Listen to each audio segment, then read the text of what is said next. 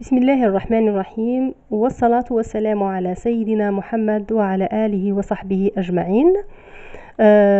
نجد الكثير من النساء يشتكين من عدم استفادة شعرهن من الوصفات، ويرددن أن شعرهن جاف ويضعن له الزيوت، الأقنعة، الوصفات دون أي فائدة.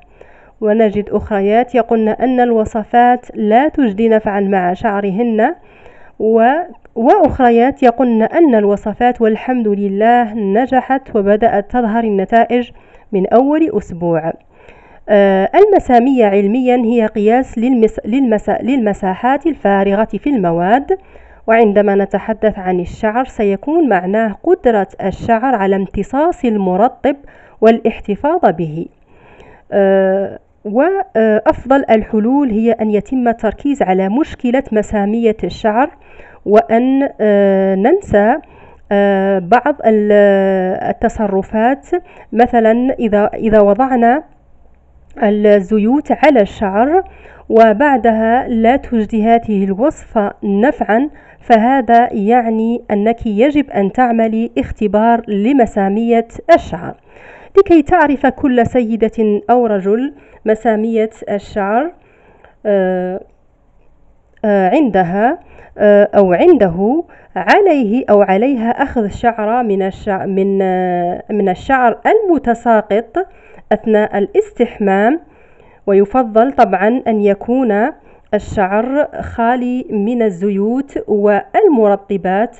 لهذا يجب عمل هذا الاختبار بعد الاستحمام مباشرة دون وضع أي زيت أو مرطب على الشعر، وتوضع في كأس من الماء. إن شاء الله تكون واضحة الشعرة هنا، ويتم مراقبتها لمدة 5 دقائق.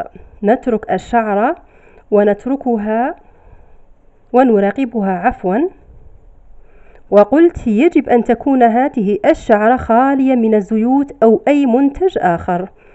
إذا بقيت الشعرة طافية على السطح فإن ذلك يعني أن مسامية الشعر منخفضة، قاومت الماء ولم تمتصه فبقيت بالأعلى. إذا أخذت الشعرة بعد الوقت حتى تغرق في الكأس أو بقيت في المنتصف، معنى ذلك أن مسامية شعرك متوسطة.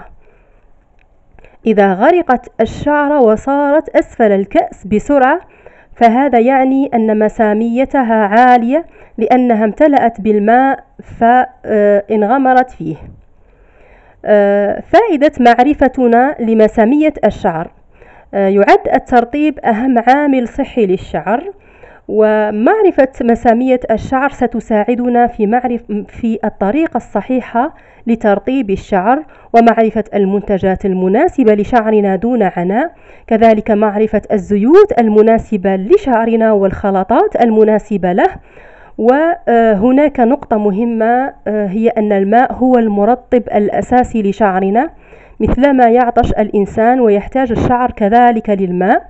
وهناك زيوت محددة هي التي تخترق الشعر وتبقى على غلاف الشعر ترطب. إذن عند ترطيب الشعر بالزيوت لا بد من إضافة الماء، معناه أن يكون استعمال الزيوت بعد الاستحمام مباشرة، حيث يكون الشعر مبلول ومحتفظ بالماء بداخله. طبعا كل شعر كيف نتعامل مع الشعر وفقا لمساميته. أولا، الشعر منخفض المسامية. بعد عمل هذه التجربة، إذا عرفت أن شعرك منخفض المسامية لأن الغلاف الخارجي للشعر مسطح، هذا النوع يكون مقاوم للرطوبة ويقاوم اختراق الوصفات والزيوت داخل الشعر والاستفادة منه.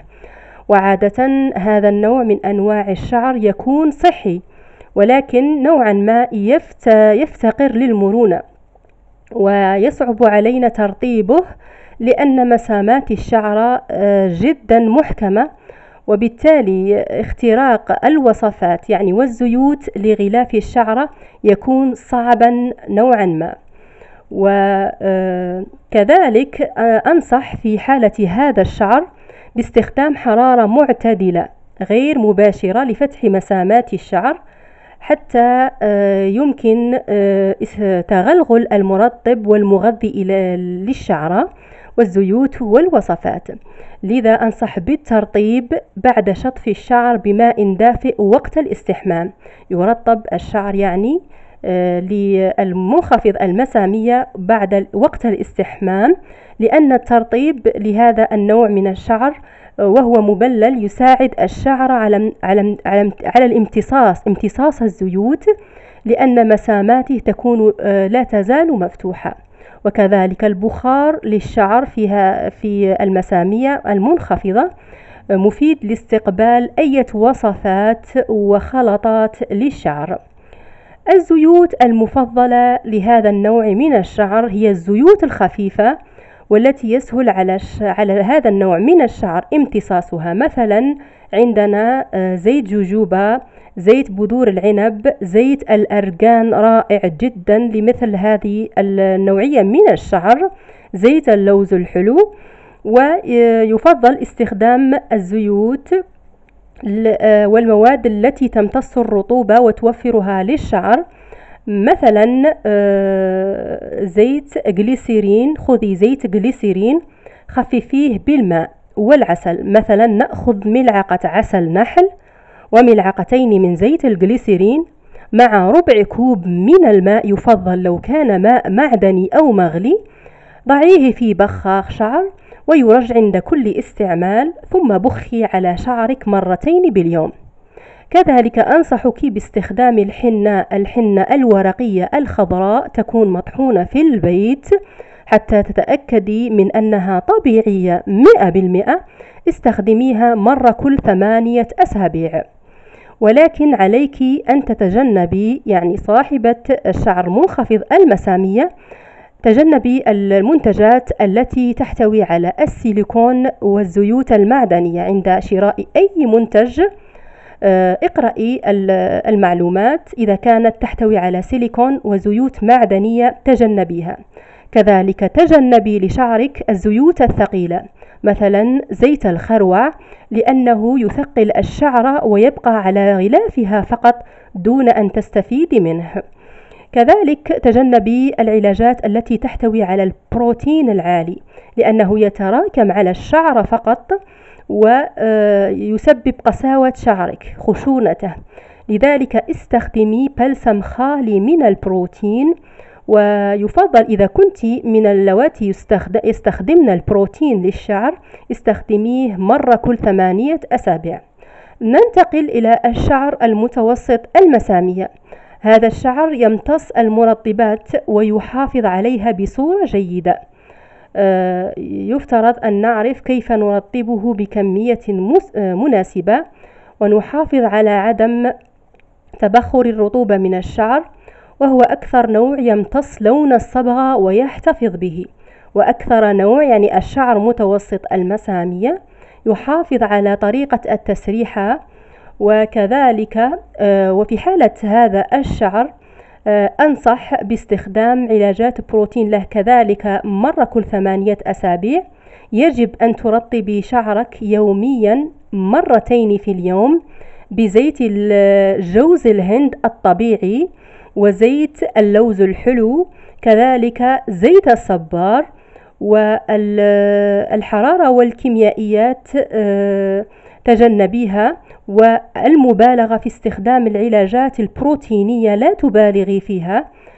ننتقل إلى النوع الثالث والأخير، وهو الشعر عالي المسامية.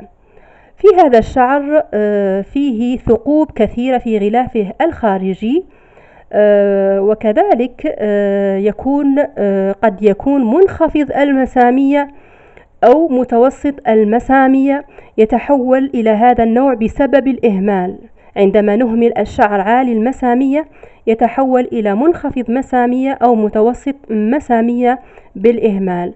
مشكلته يكتسب المرطب بسرعة ويفقده بسرعة عالية.